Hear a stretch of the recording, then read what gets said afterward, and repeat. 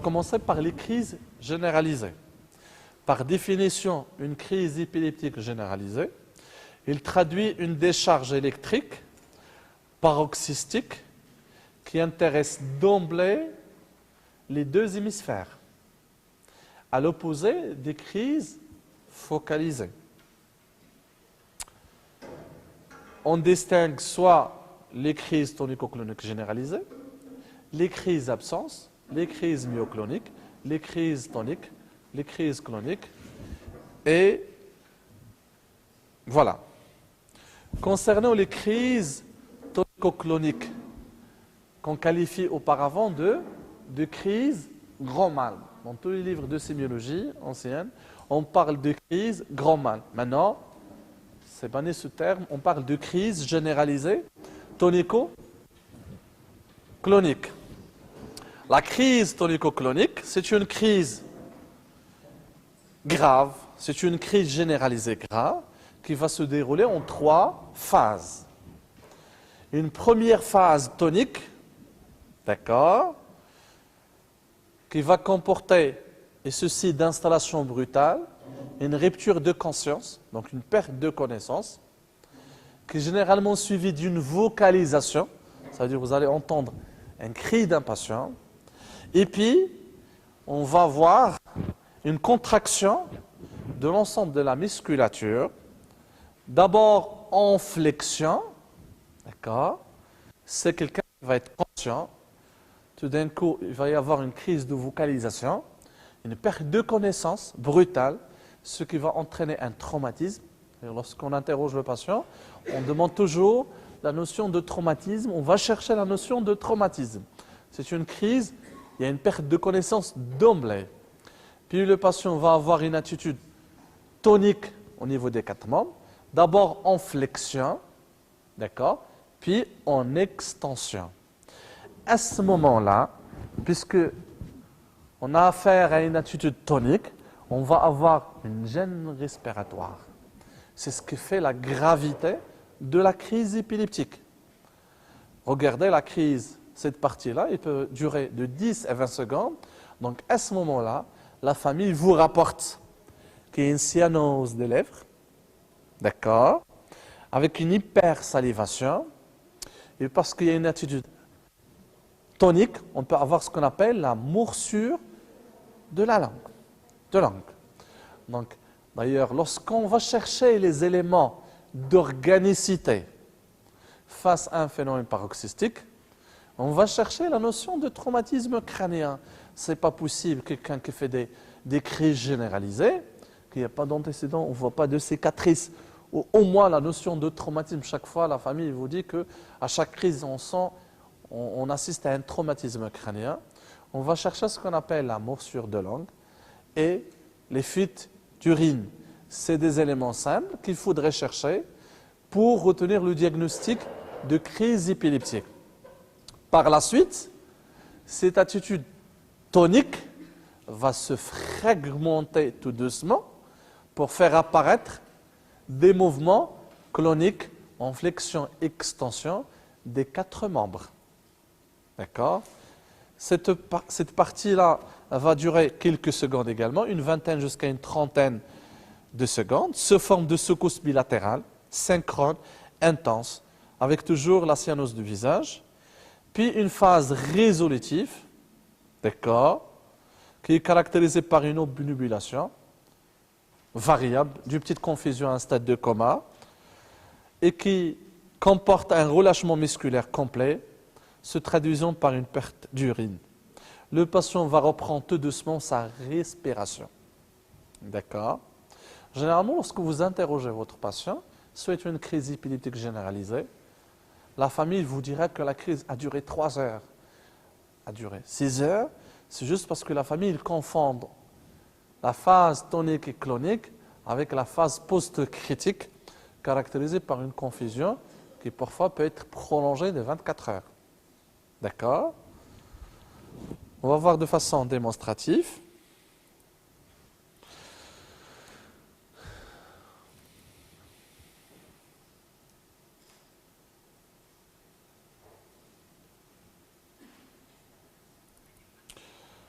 ce monsieur-là, on va faire la description. Il est conscient, en train de fumer, comme vous voyez, ça passe très bien. Tout va bien, le patient est toujours conscient. On voit une perte de connaissance, un regard vague. D'accord, regardez, un regard vague, perte de connaissance, il y a un traumatisme, regarde le patient. Regardez l'attitude tonique des 4 membres, en flexion, puis en extension. Puis par la suite, cet état tonique va se fragmenter, regardez l'attitude en extension, puis vont suivre des mouvements tonico-cloniques des membres supérieurs, puis des membres inférieurs. Regardez, des mouvements synchrones, bilatérales, flexion-extension des 4 membres. Ça dure, regardez, ça dure quelques secondes, une vingtaine de secondes. Regardez, par la suite, ces mouvements tonico-cloniques vont disparaître pour donner un état de relâchement global et où le patient reprend sa respiration normale. Donc, c'est une crise qui commence par une perte de connaissance brutale, plus ou moins la notion de vocalisation, d'accord? Une première phase tonique, en flexion puis en hyperextension, avec une gêne respiratoire, une cyanose de membres, morsure de l'âme. Puis cette hypertonie va se fragmenter pour faire apparaître des mouvements tonico-cloniques, toujours des 4 membres, de façon synchrone et bilatérale. Le patient est toujours en perte de connaissance. On peut avoir une révulsion des yeux, on peut avoir une hypersalivation, d'accord? Puis une phase résolutive où on constate une obnubulation, un relâchement musculaire important qui va être responsable d'une fuite d'urine, parfois une fuite de sel, et puis une reprise de conscience tout doucement. D'accord? Donc c'est la description typique d'une crise généralisée tonico-clonique.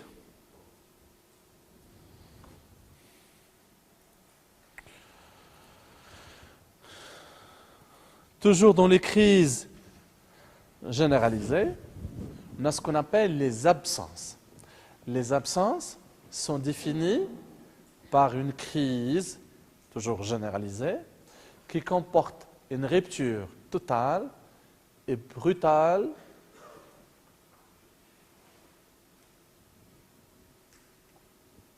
j'ai fait en ce moment une crise d'absence. Donc une rupture totale et brutale de la conscience. Ça veut dire l'étudiant ou la maîtresse, il vous dira que je constate que mon étudiant, il a un problème d'inattention, que par moment, il adopte un regard lointain, vague. Ceci, généralement, lorsqu'il passe inaperçu, parmi les motifs de consultation fréquents, c'est l'échec scolaire. Parce que les crises d'absence, l'étudiant pourra faire une trentaine, une quarantaine crises d'absence par jour. Imaginez qu'un étudiant dans un cours de 4e année, certes c'est rare d'avoir une épilepsie absence à cet âge-là, généralement dans l'enseignement scolaire primaire, l'étudiant, si jamais il fait une trentaine de crises, ce n'est pas possible qu'il suive le cours. Donc c'est une rupture totale et brutale de la conscience. Le patient il va adopter un regard vague, lointain. Ça va durer quelques secondes et par la suite, le patient va reprendre sa conscience. D'accord? Lorsqu'on interroge les patients, ça laisse un trou noir. Ça veut dire il peut reprendre ses activités sans vraiment être très attentif à ce qu'il était en train de faire. On verra 2 types de crises. Absence.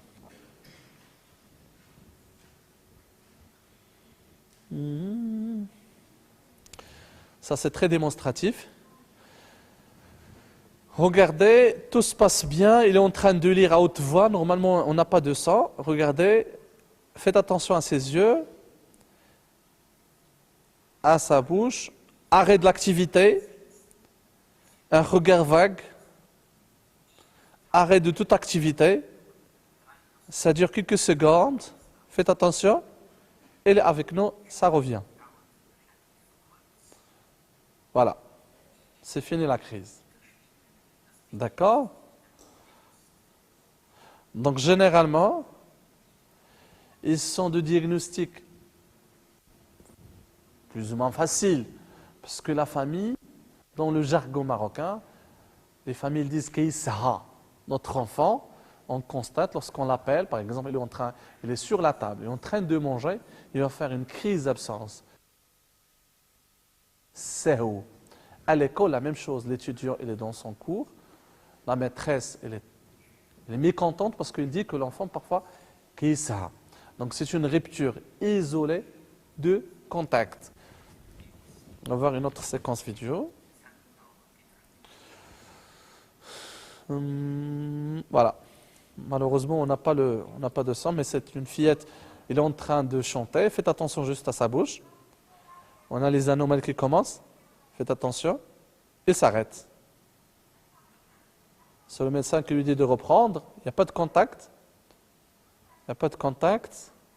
Il y a toujours les décharges paroxystiques généralisées. Il reprend. Maintenant, il commence à parler au médecin. Donc, ça a duré quelques secondes, une dizaine de secondes. C'est-à-dire que si le médecin n'est pas attentif, on peut passer à côté d'une crise d'absence. D'accord?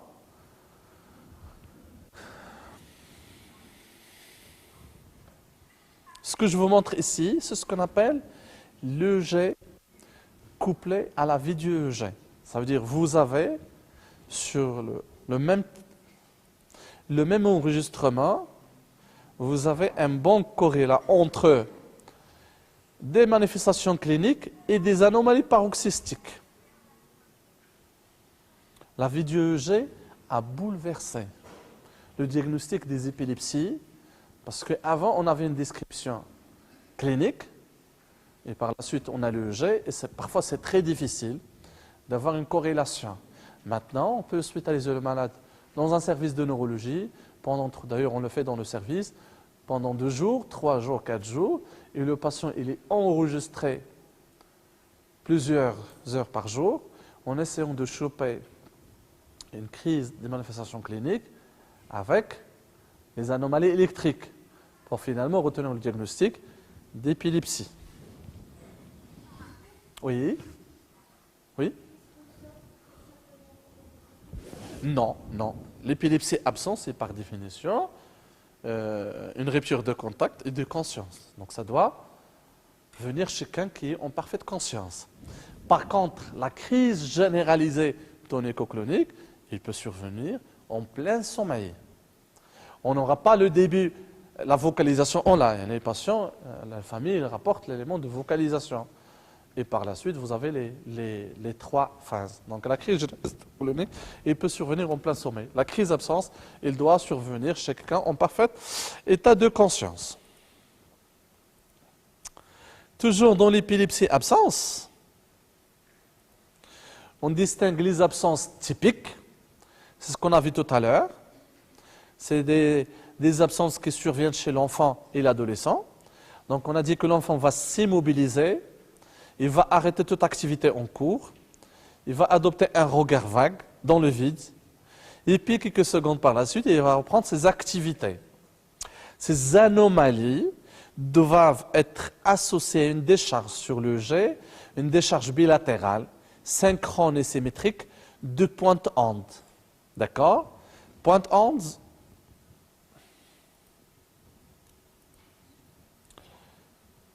on essaie de vous montrer c'est quoi une pointe-onde. Ça, pointe-onde. Donc il faut qu'il y ait une décharge généralisée de pointe-onde d'apparition brutale,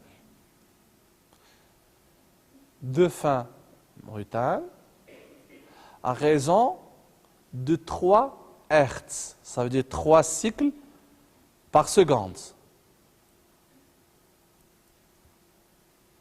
Parce qu'on va voir par la suite qu'on peut avoir les absences atypiques où la fréquence est généralement inférieure à 3 Hertz.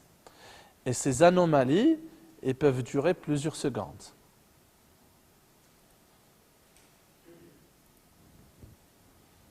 Les absences atypiques, on définit l'élément atypique par un début moins brutal. La fin, elle est progressive. On n'avait pas ce... Je reprends. Donc, c'est un début progressif. Parmi toujours les éléments d'atypie, on peut avoir une perte de connaissance qui est partielle. Toujours dans les éléments atypiques, on peut avoir des automatismes, des mouvements automatiques pendant chaque crise, type clonie palpébro. Ça veut dire le patient, la petite fille, il a fait la rupture de contact, il va garder des clonies palpébro, ou ce qu'on appelle un mouvement de mâchonnement. Ça veut dire, moi, je fais la crise d'absence en ce moment. C'est ce qu'on appelle un automatisme oro-alimentaire. Ça définit ce qu'on appelle les épilepsies absence atypiques. C'est important pour nous de dire typique ou atypique parce que ça va orienter vers certains syndromes épileptiques. Et puis, la réponse au traitement, elle n'est pas la même. Généralement, que les absences typiques sont associées à une pharmacosensibilité importante. Sur le G, la décharge, tout à l'heure on a dit une décharge bilatérale synchrone sur un fond de rythme normal. La crise atypique, la décharge, il peut parfois ne pas être synchrone. Le début, parfois, il n'est pas aussi brutal. Donc, c'est des éléments simples, des subtilités, auxquels on donne beaucoup d'importance pour dire est-ce que c'est une crise absence, typique ou atypique. Donc, on a commencé par les crises généralisées. On a bien défini. Regardez, on a donné beaucoup d'importance pour la description des crises. Donc, c'est important dans l'examen. On a vu une crise généralisée tonico-clonique. On a vu les crises absence typique ou atypique. On va voir les crises myocloniques. Une crise myoclonique est définie comme étant une crise généralisée, d'accord, qui comporte une secousse musculaire brusque, intense, entraînant un déplacement du corps qui peut intéresser les membres supérieurs et inférieurs de façon généralement bilatérale et symétrique. D'accord? D'accord? Ça, c'est une épilepsie, une crise absence. C'est un déplacement, c'est une secousse musculaire intense, bilatérale, synchrone, intéressant les 4 membres, entraînant un mouvement de déplacement. Toujours dans le jargon marocain. Ok? Kayqfez, bravo. Donc le malade, kayqfez. La famille, ils vont vous rapporter un mouvement brutal et intense. Il va entraîner un déplacement. Donc imaginez un étudiant, stylo, il est en train d'écrire. Bon. Va utiliser son cachet. Donc ça va entraîner ce qu'on appelle un lâchage d'objet. Donc la notion de lâchage d'objet. Toujours dans les myoclonies, c'est ce qu'on vient de décrire, on appelle myoclonie positive parce que ça entraîne un déplacement. Parfois, on a ce qu'on appelle les myoclonies négatives. Ça veut dire que c'est une résolution brutale et totale du tonus. Ça va entraîner des chutes. Par exemple, regardez, au membre inférieur. D'accord? Donc, crise myoclonique avec des myocloniques positifs ou négatifs. On va voir des crises myocloniques.